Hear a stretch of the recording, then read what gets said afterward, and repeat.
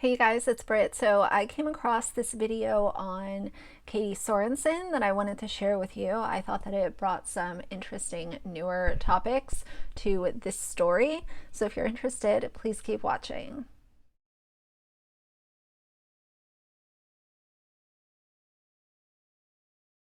All right, you guys, so this article was posted about a week ago and it mentions some really interesting stuff. So we're going to go through it. I'm not going to go over the whole Katie Sorensen story in detail. I will link my other videos on this in the description box if you're not sure who she is or why she is under scrutiny and being talked about online.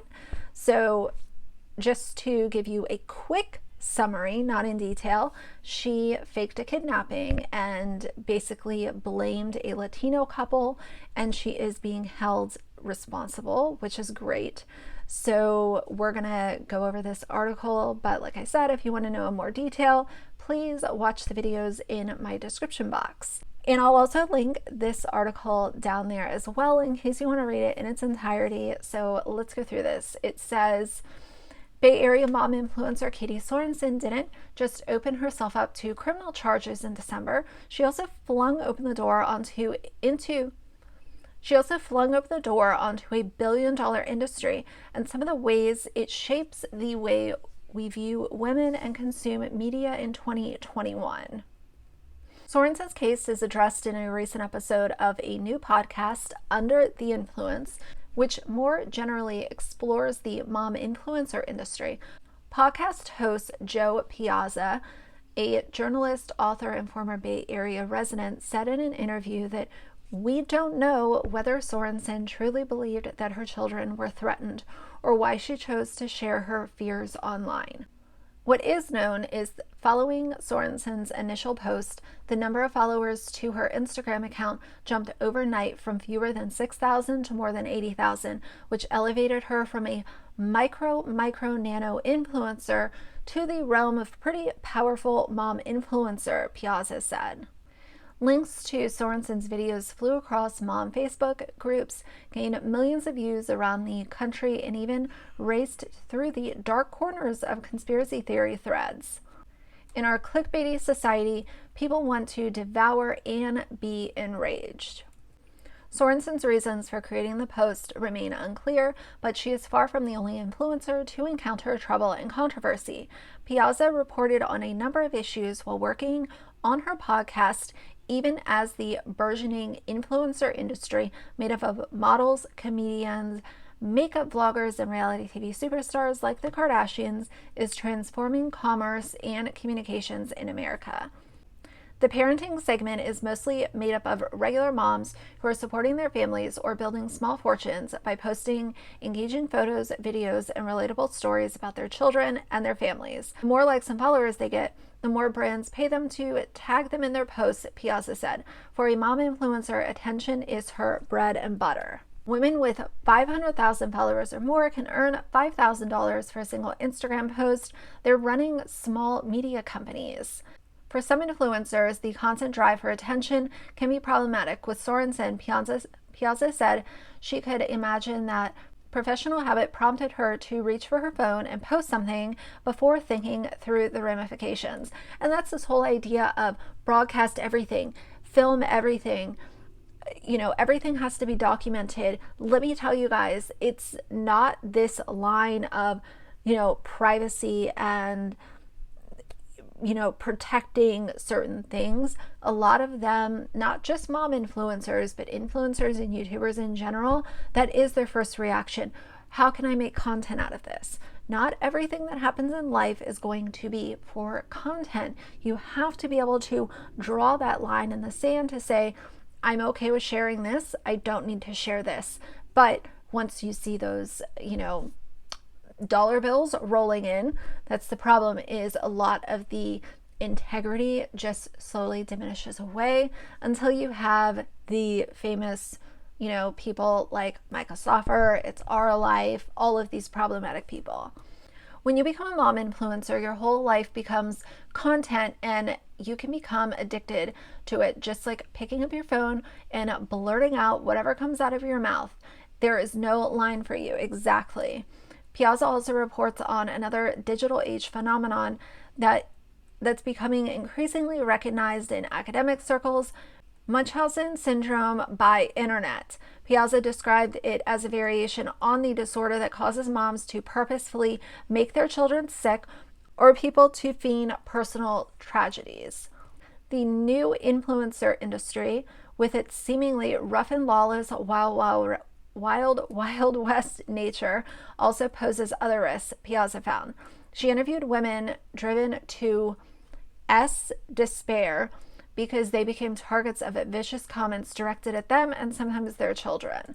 Speaking of children, Piazza learned that moms have to be cognizant that one child might not be as cute and commercial as others. Influencer children also have no say if their parents share their images or personal information online, which potentially makes them vulnerable to online P-word, Plutos. Moreover, Piazza found that some influencer children work just as much as child actors anytime they are taped or for sponsored content or even having meltdowns, but they don't have the same labor protections as child actors. It's way too soon to know if today's influencer children will face the same emotional hardships as famously overexposed child stars. I think there's going to be a whole shitstorm in about 10 years when a lot of these influencer kids grow up, maybe even 15 years, but I think it's going to be very interesting. I think it'll make for very interesting psychology studies and just topics of conversation in general.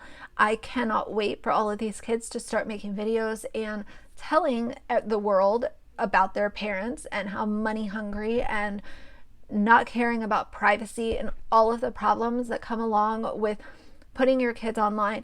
Let me finish this and then I'm going to tell you guys something that I just heard that was spot on.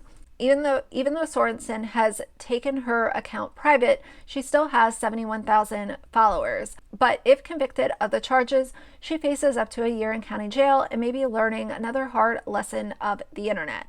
The false reporting charges have probably killed her influencer career, could hurt future job prospects, and even haunt her children. I don't know what she does after this, Piazza said. I do think it shows that if you put something out on the internet, it will follow you forever and ever. And that's the end of the article. So I thought that was really interesting. It's an interesting take. So I'll link it down below. There's also a link to the podcast episode in the article if you guys are interested.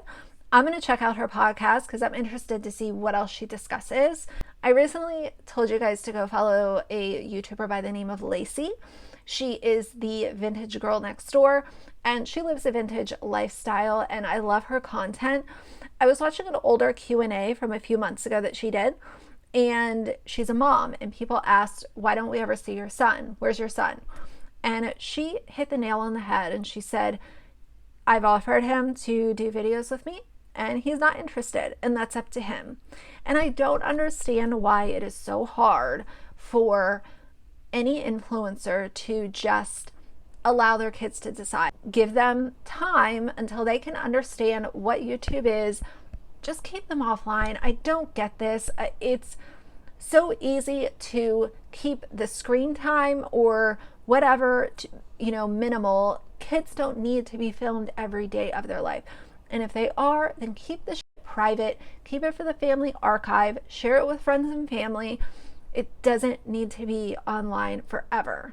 Acacia Kersey, who I've never done a dedicated video on, but I'm very familiar with who she is.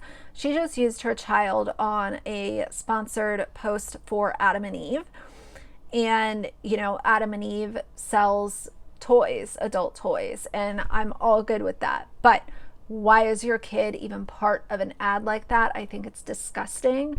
But the other part, and the really troubling part, is her daughter was on an inappropriate website, and when a follower of hers brought it to her attention, she told the follower to F off. So I really wonder if a lot of these moms just don't even care. It's not even that they are oblivious or ignorant to it, it's that they just don't care. They know that showing a cute kid online is going to get attention and views, and that's literally all that they care about. You know, I don't think half these people have any moral compass at all. And at the end of the day, I feel bad for the kids. I don't know what impact this will have, you know, on them growing up and getting into high school and going to college and stuff. But time will tell, and I think it's going to be very interesting once these kids start graduating high school and getting into college and having a voice of their own. And some of them might end up suing the shit out of their parents. Who knows? So anyway, I did want to share this with you guys, but for now, if you like the video, please leave a like and a comment. And if you'd like to see more from me in the future, please subscribe. I'll see you guys soon. Bye.